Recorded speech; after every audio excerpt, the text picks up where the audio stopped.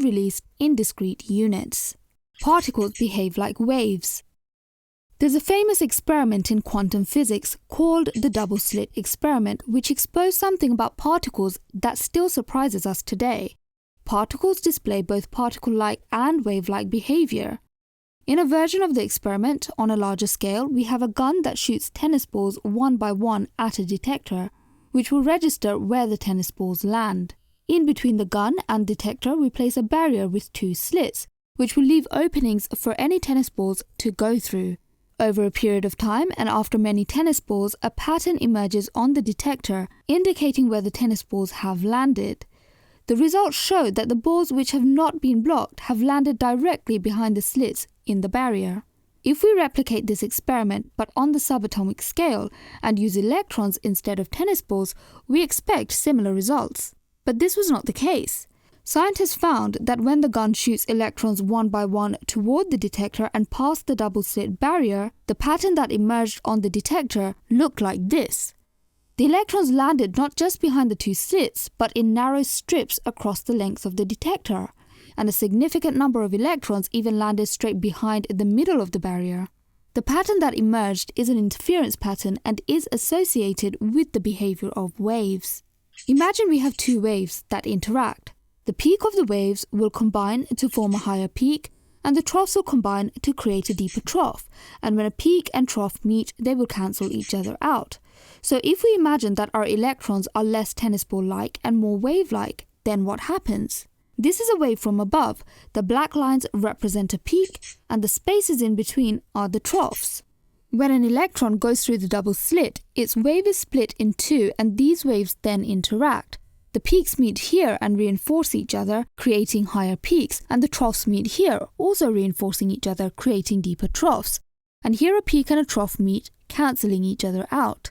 The interaction between the waves results in the interference pattern at the detector screen. Where the waves are most intense, we find more of the electrons on the detector screen, and where they cancel each other out, there are no electrons on the detector screen.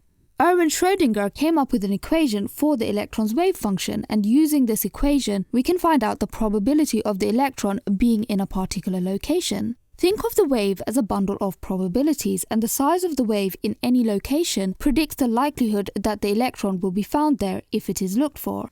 That is why on the detector screen we observe most of the electrons landing in the places where the electron's wave is at its most intense. It seems as if the electron is not in a fixed position but has different probabilities of being in many different places at once. The act of measurement.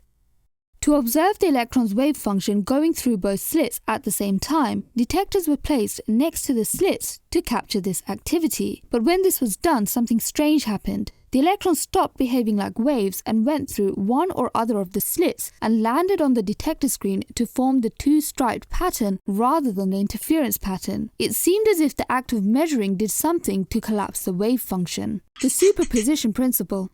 The superposition principle states that while we do not measure the electron for its position, it is in all the possible positions it could be in at the same time, and when we observe it, the superposition collapses. So in this illustration, when our detector is off, our electron is in all of the possible positions or states it could be in simultaneously. But when we switch our detector on, the superposition collapses and the electron gives up all of its possible states to choose just the one. That is why we were not able to observe the electron's wave function going through the double slits. The very act of attempting to observe made the electron's wave function collapse. The electron gave up its superposition and chose just the one state to be in.